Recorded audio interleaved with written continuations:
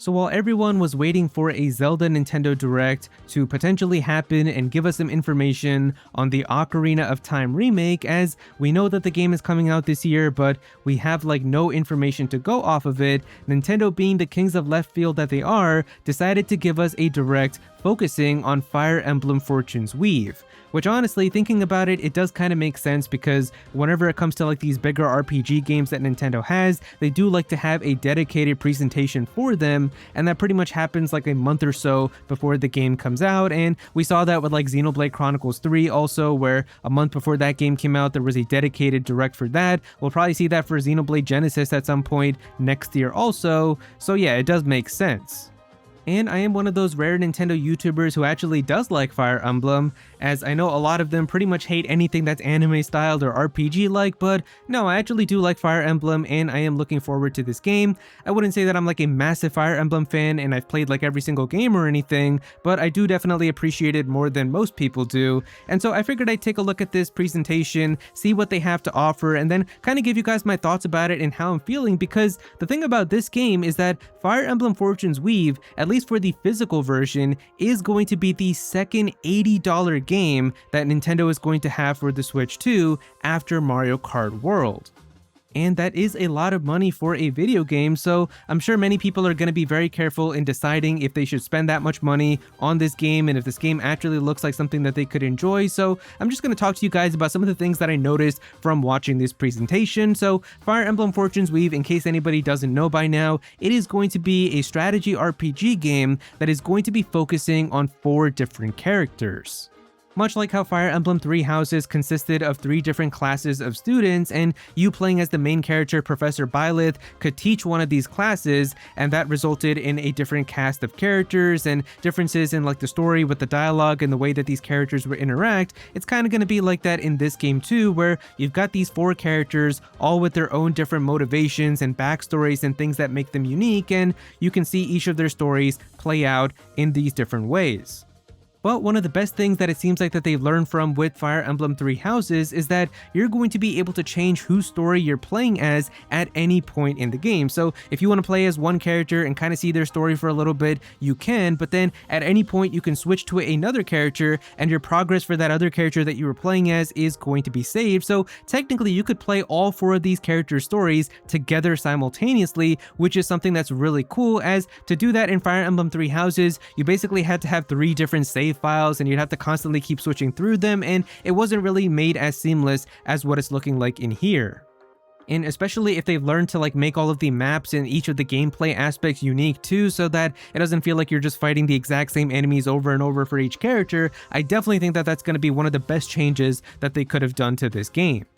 This game is also going to have a world map, which is something that has existed in Fire Emblem games in the past, and it was in the last one with Fire Emblem Engage, but it was something that was missing from Fire Emblem Three Houses, as the entire story and the whole game itself was pretty much just contained inside of the monastery in that game. But here it seems like you're actually going to be able to get outside of like this Colosseum area and really be able to explore the world map and find different areas. And it seems here that you're also going to be able to discover these dungeons where you can find craftable items that you can use for making weapons. You can find weapons themselves and other things to make yourself stronger, which is really cool. There's even side quests that you can help out with other characters and get rewards in that way. So it definitely seems like with the way that they're showing this world map and all these different twists and turns and all these ways that you can go, it seems to be very packed, and that there is going to be like a huge world map that you really have to explore and find a lot of stuff.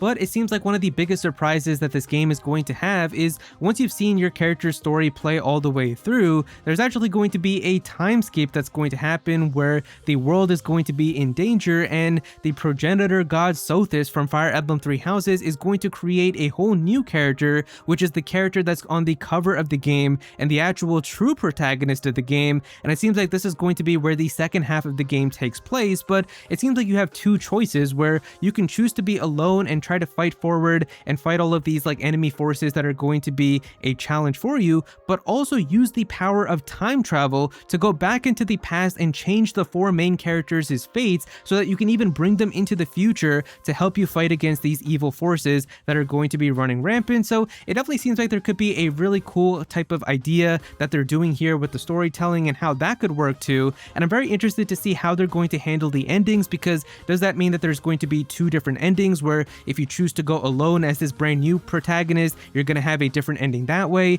Is there going to be a different ending if you bring these characters from the past? Is there a different ending versus if you bring just 1 character or 2 characters from the past, or if you can bring all 4 of them if you completed all 4 of their stories? Like, definitely seems like there's going to be multiple endings and that the game could get really cool when it comes to the ways that all of these things are going to unfold.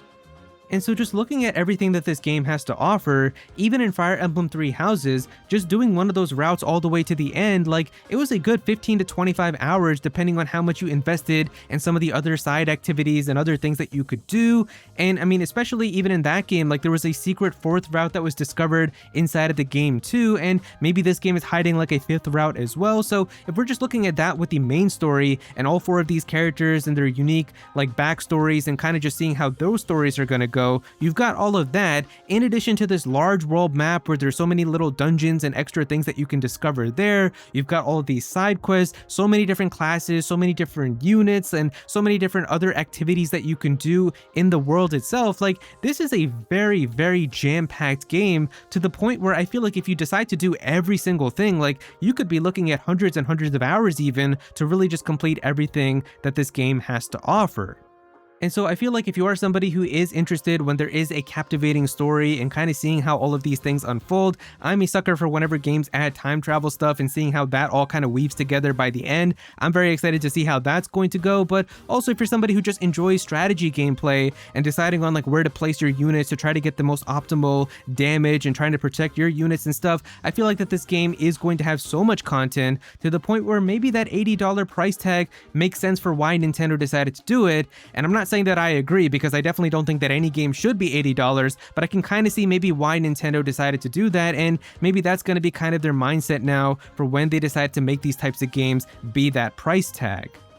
But yeah, if you guys enjoyed the video, definitely be sure to click that like button and also subscribe to the channel as well. I'm definitely gonna have some more videos talking about Nintendo stuff, so be sure to subscribe so you don't miss out on that. Comment down below and let me know what you think about all of this. Are you going to be picking up Fire Emblem Fortune's Weave? Did this Nintendo Direct convince any of you guys? How are you feeling about everything? Definitely be sure to comment down below and let me know. But if you don't have anything to say about it, just comment your favorite emoji down below for some engagement. I would really appreciate it. Go follow me on Twitter at @Aero so you can be featured in videos, and also join my Discord server as well. We've got a bunch of people in there who are always talking about Pokemon and Smash Bros and Nintendo, so definitely be sure to join that. But yeah, that's pretty much it. Thank you so much for watching.